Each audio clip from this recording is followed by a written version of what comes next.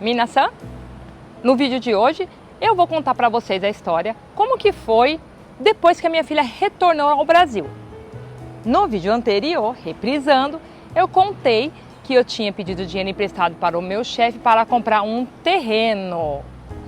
E prometi para vocês que eu ia contar como foi o desenrolar. Pois bem, eu sou a Miriam Oliveira do canal Road 50 e estou aqui para contar mais um capítulo da série Porque eu, brasileira sem descendência japonesa, decidi morar nesse país chamado Japão. Hoje, gente, eu vim aqui na cidade de Osaka. De Nagoya até Osaka dá mais ou menos 135 quilômetros. Eu vim aqui para resolver umas coisas, não conhecia essa cidade, muito bonita. Fui num aquário, gente, que fica ali atrás, ó. Lindo o aquário de Osaka. E aproveitei para fazer o vídeo aqui nesse lugar aqui, que é um parque. Não é muito silencioso, mas eu achei bem legal. Tem um marco histórico aqui também.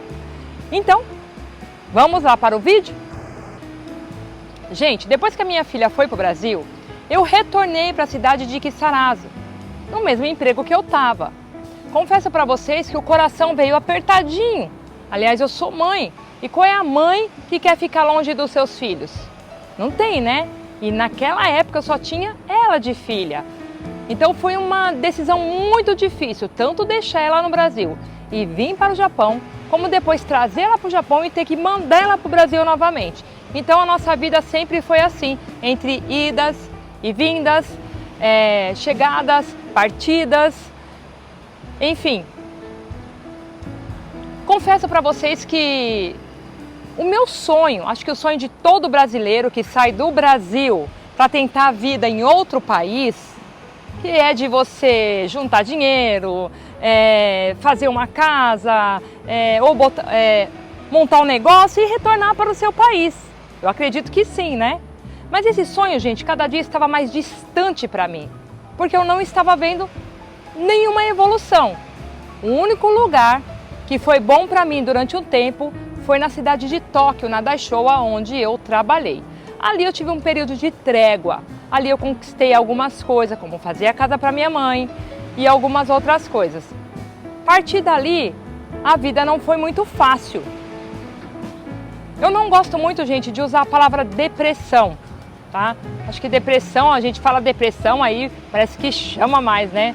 Mas eu estava realmente entrando em depressão. Eu estava muito triste, eu estava bastante amargurada. O meu casamento não era um casamento bom, né? Eu tinha problemas financeiros já na época e outras coisas mais. O meu ex-marido, ele tinha um ciúmes intenso. Isso já juntando uma coisa com a outra, pelo amor de Deus, a minha vida realmente não era fácil. E qualquer mulher no meu lugar pira quando você não tem ninguém para te ajudar, né? Como eu sou brasileira nata, eu não tenho família nenhuma aqui. Abaixo de mim eu tenho meus filhos hoje, mas acima de mim eu não tenho pai, não tenho mãe, não tenho irmão, não tenho primo, não tenho ninguém. Então eu contava somente com Deus e a minha fé, que graças a Deus é muito grande. Porém, no percurso, eu vou dizer algo para vocês agora que alguns vão me criticar, alguns não vão entender, mas tudo bem. Quando Deus quer que um ser venha aqui na Terra, ele vai vir de qualquer maneira. Minha vida não fazia mais sentido. Eu não tinha, gente, alegria de viver. O que me restava? Se nada estava dando certo. Quando a pessoa, gente, ela fala assim, eu quero morrer, na verdade ela não quer morrer. Na verdade, o que está por trás dessa palavra é isso, ó. Por favor, alguém me ajude. Deus, olha para mim, me tire dessa situação, porque ninguém quer morrer, gente. A gente quer viver.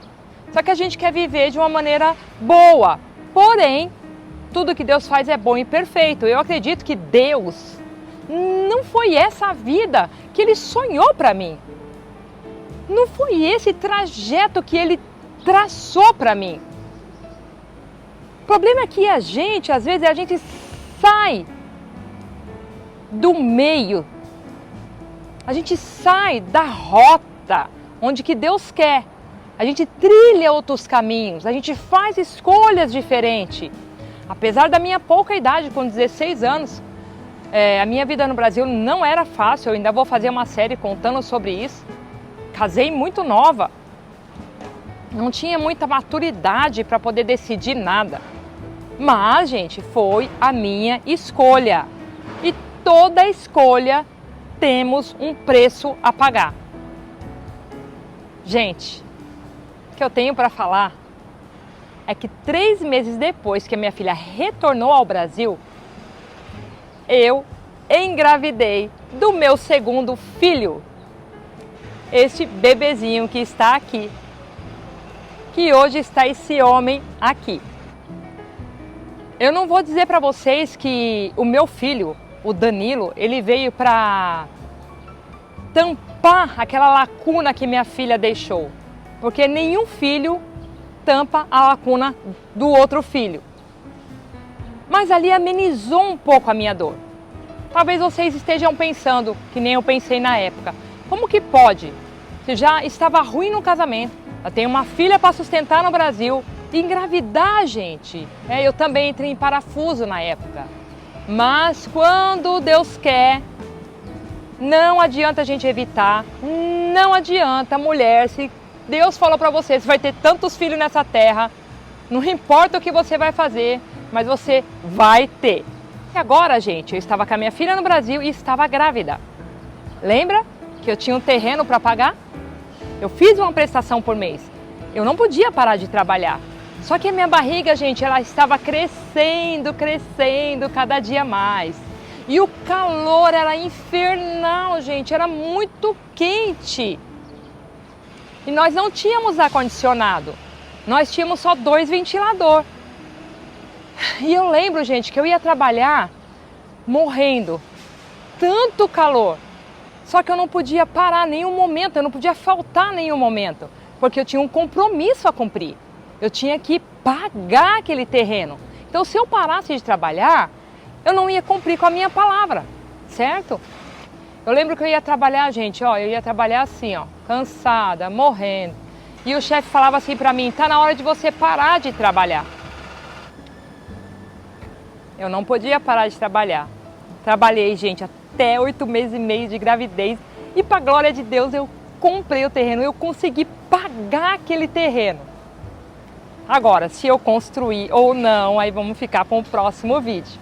Eu estava com 3 meses de gravidez do Danilo, quando surgiu um movimento cristão aqui no Japão. O meu ex-marido, lá quando ele estava no Brasil, a minha mãe, ela é da Igreja Batista, e ela falou de Jesus para ele, e como falamos, ele se converteu ao cristianismo.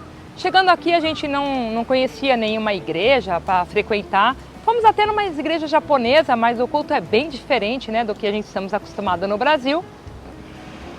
Foi quando surgiu um movimento de alguns brasileiros. E aí a gente pegou o contato de os brasileiros que moravam na época em Nagoya, a gente morava em Chiba Ken. E eles estavam começando a fazer uns cultos nas casas, fazia no Homidante, fazia em Nagoya. Foi quando meu ex-marido saiu de Chiba Ken e foi até Nagoya e juntou na beira de um rio, junto com o pastor Machado, junto com o pastor Santos e junto com o pastor Tomé. Eu vou deixar essa foto aqui para vocês verem. Não foi na beira do rio, foi no encontro que teve lá em Nagoya. Gente, começou aí uma igreja que aqui no Japão é muito conhecida como Missão Apoio. Na época, gente, foi bem legal. Até foi legal porque a gente não tinha contato com brasileiros. De repente começamos a conhecer outros brasileiros, né? E o Santos, na época, ele imprimia um jornalzinho chamado Mensageiro da Paz. E esse jornalzinho, acho que até tenho lá no Brasil. Gente, eu falei que aqui era silencioso, mas aí começou uma britadeira aqui. E o Santos, ele colocava o telefone de todo mundo. E aí, um ligava para o outro, até porque, gente, naquela época, tinha muita gente sofrendo. Muita gente longe da esposa, do esposo, longe da família, longe dos filhos, sem família nesse lugar. Então, por que não se ajudar, não é verdade? O problema não foi esse. O problema é que meu ex-marido agora, ele se tornou ou se intitulou, ou intitularam ele como evangelista, ou seja, agora ele era um líder espiritual. Não tinha problema nenhum, gente. Eu não tenho nada contra evangelista e nem contra templos feitos de pedras, né? Só que agora é que começa o pulo do gato. Se a minha vida era ruim, ela só ficou um pouco pior. Por quê? Porque agora ele se achava o santo, né? Eu falava para ele assim que só faltava colocar ele num pedestal, porque agora a pecadora era eu que não prestava, era eu que não deixava ele evoluir, porque agora ele era um líder religioso. Aí o que aconteceu, gente? Começava um monte de gente ligar em casa. Ligar no telefone e ele aconselhando, e ele conversando, e um com depressão, e outro com tristeza, e ele sempre ali o tempo todo. Se não tinha tempo para a família, agora que acabou de vez, não tem mais. Acabou. E agora eu tinha uma filha no Brasil e um bebê na minha barriga. Agora que eu precisava mais ainda dele, e agora que ele se afastou mais ainda, porque a vida dele era o pessoal da igreja. A vida dele era os irmãos da igreja. Às vezes ele nem ia trabalhar. A gente pensava que ele ia trabalhar. Muitas vezes ele se trocava, colocava o uniforme de fábrica e ia trabalhar. Só que não, gente. Ele ia para casa dos irmãos, das pessoas. Eu não tenho nada contra a igreja. Eu já fui do movimento evangélico. A minha família é de raiz batista, assembleia. Eu frequentei templos de pedras durante muito tempo. Eu acho que é até necessário existir, só que hoje eu vejo um pouco diferente, o templo somos nós. O que eu quero dizer para vocês, gente, é que tudo na nossa vida que tem o fanatismo, ele acaba com a sua vida, ele acaba com a vida de quem te rodeia. Então, gente, cuidado com o fanatismo, seja em qualquer área da sua vida. Então, a minha vida começou a ficar mais estreita a partir de ali. Porque agora, gente, que eu estava realmente sozinha. Mas o que me ajudava a ter força para caminhar? Minha filha que estava no Brasil e o bebezinho que estava na minha barriga. Eu precisava dessa força, gente, porque eu não tinha mais alegria de viver. Eu vou falar a verdade para vocês, eu vou abrir o meu coração. A minha vontade era de sumir, a vontade era de morrer mesmo. Por quê? Porque eu não entendia que eu era a imagem e semelhança do Criador. Quando nós entendemos que nós somos a imagem e semelhança do Criador e que nós podemos tudo, a gente sofre. E aí, gente, a barriga crescendo, e eu trabalhando, e meu marido ia um dia, faltava 2, ia 2 dias, faltava 3 no serviço, e igreja, agora viajava para tudo quanto era lugar. Bom, tem até uma foto aqui, eu grávida do meu filho. No primeiro encontro que teve da Igreja Missão Apoio, quem é do tempo, se alguém está me assistindo aí, coloca aqui nos comentários. Vocês vão ver, eu vou colocar uma foto aqui, mandaram fazer uma camiseta branca com uma bola aqui. Eu lembro da frase que era Yeshua Anatao Aishimasu, Jesus ama você. E começou, gente, esse movimento, e eu cada vez mais depressiva. O meu filho estava prestes a nascer. E agora? O que eu tinha que fazer? Graças a Deus no Japão você paga o parto e depois a prefeitura te devolve. Só que eu tinha que ter o dinheiro do parto e eu já estava pagando o terreno. Meu ex-marido trabalhava um pouco, o outro não, então tinha que juntar tudo ali, as economias, né?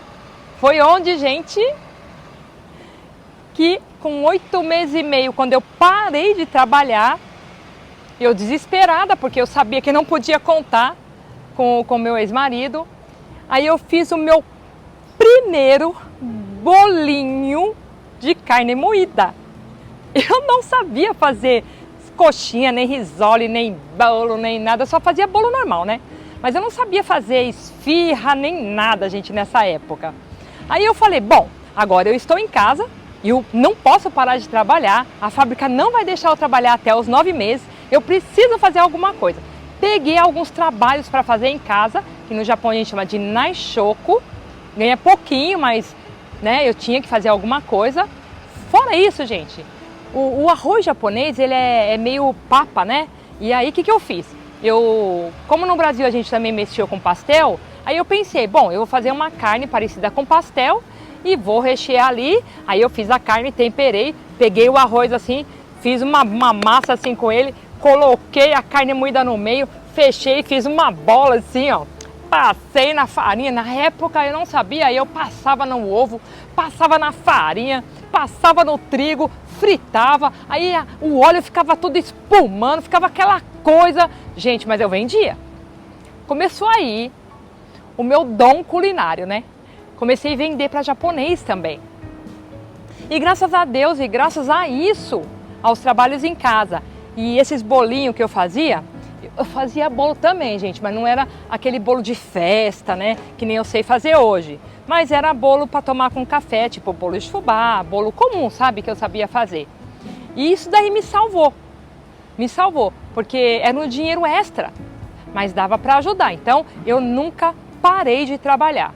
Mesmo grávida, mesmo depois que eu fiquei em casa, eu não poderia parar de trabalhar. Mas eu sempre falo que Deus, Ele é tão magnífico, Ele é tão generoso que Ele me deu saúde para trabalhar.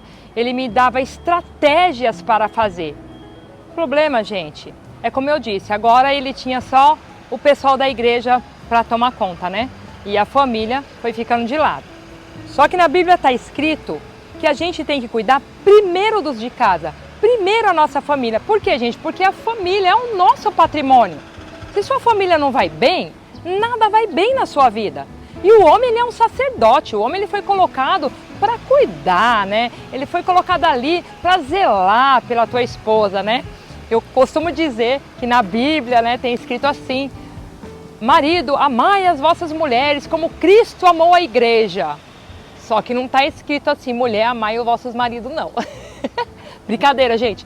Mas é recíproco, né? Um tem que cuidar do outro ali, um tem que fazer a sua parte ali dentro do matrimônio. Eu acredito que existem pessoas boas, existem mulheres boas, homens bons. Eu acredito no amor, eu acredito no casal, eu acredito no casamento. Só que as minhas escolhas não foram boas, né? Então, as consequências vêm e é isso aí, gente. Só que eu não admitia. Que felicidade que eu tinha de ver o meu ex-marido no telefone resolvendo problemas de um monte de gente. Não que as pessoas não precisassem, eu achava até legal esse trabalho.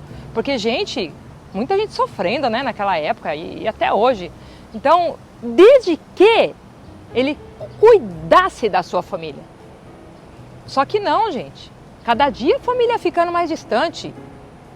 Até sexualmente falando. Eu tive muito problema. Porque depois até isso era pecado. Então nem olhar para mim ele olhava mais, né? Mas tudo bem, isso daí vai ficar para um outro vídeo. Então, gente, é isso aí. Eu quero dizer para vocês que passamos por dificuldades, passamos por lutas, passamos por tantas coisas nesse Japão, no Brasil, qualquer parte do mundo. Mas uma coisa eu digo para vocês, tenha fé. Creia no seu Deus e faça as escolhas certas. Pesquisem, gente, pesquisem, meninas, com quem vocês vão casar. Olha, quando vamos procurar um serviço, a gente não tem que mandar um currículo ali? Pois é, gente, exige o currículo aí desses homens de hoje em dia, homens, exigem os currículos aí das mulheres, porque cada dia as coisas estão ficando mais escassas, né? Hoje as pessoas se separam por qualquer coisa. Gente, tenha fé em Deus, que Deus como o seu piloto, tudo vai bem. Olha só, me ajudem a continuar com esse canal, gente. Se inscreva, compartilhe. Se essas histórias fazem sentido para você, vocês têm amigos que estão passando por dificuldade, assim como eu passei, envia para eles essas histórias. Eu sei que muita gente vai se identificar. As pessoas estão famintas, as pessoas querem um pouco de palavras de amor, de esperança, de superação. Eu não vou dizer para vocês que a minha vida, gente, é um mar de rosas. Que tudo na minha vida hoje em dia, nossa, é bom. Não, gente, tenho muitos momentos de tristeza ainda. Tenho muitos momentos de luta ainda. Mas estou aqui, gente. Estou aqui porque hoje eu sei que eu sou a imagem e semelhança do Criador e que Ele cuida de mim a todo instante. Tem muitas histórias ainda para contar. Então me ajude. Às vezes eu não vou dizer para vocês que é fácil estar aqui. Parece fácil eu vir aqui, fazer um vídeo, falar. Não, gente, não é. Às vezes a gente quer desanimar, mas eu não posso. Por quê? Porque é um propósito. Deus colocou isso no meu coração. Porque eu sei que através disso, muitas pessoas vão ser abençoadas. Então, compartilhe, dê o seu like, comente para que o YouTube possa enviar esse vídeo para mais pessoas. E semana que vem, gente, eu vou estar aqui para dar a continuidade de como foi o nascimento do meu filho e o que aconteceu depois do nascimento dele. Olha, que haja histórias. Pega a pipoquinha, compre um guaraná, sente no sofá, porque a semana que vem tem mais um capítulo da série, porque eu, brasileira, sem descendência japonesa, decidi morar no Japão. E hoje, gente, eu filmei aqui o aquário, tá? Eu vou postar separado do vídeo da série, senão vai ficar muito longo. Eu vou tentar colocar os dois essa semana, porque tem que editar, e editar, gente, demora um pouquinho, eu não tenho aquela prática toda, tá? Então é isso aí, beijo no coração de vocês. E agora eu preciso retornar para Nagoya, que são mais 130 quilômetros, mas eu não poderia deixar de gravar o vídeo para vocês. Quero pedir também perdão, porque semana passada eu não consegui postar, gente, na sexta-feira. Eu costumo postar toda sexta-feira o vídeo da série. Por quê? Porque o meu filho do meio, ele sofreu um acidente de moto. Tava chovendo bastante. Na curva ele foi deitar muito a moto escorregou e ele foi para um lado, a moto para o outro e foi numa via expressa. Graças a Deus, como Deus tem cuidado da gente o tempo todo, não vinha nenhum carro, porque se viesse um carro, passaria por cima dele. E hoje eu não estaria aqui com o meu filho, mas graças a Deus que eu tenho Deus que cuida de mim, cuida dos meus e vai cuidar de vocês também. O meu filho não sofreu muito ferimento, ele está bem, só a moto que deu PT, mas são coisas materiais e nós conquistamos de novo. Sayonara e até o próximo vídeo. Beijo no coração de vocês.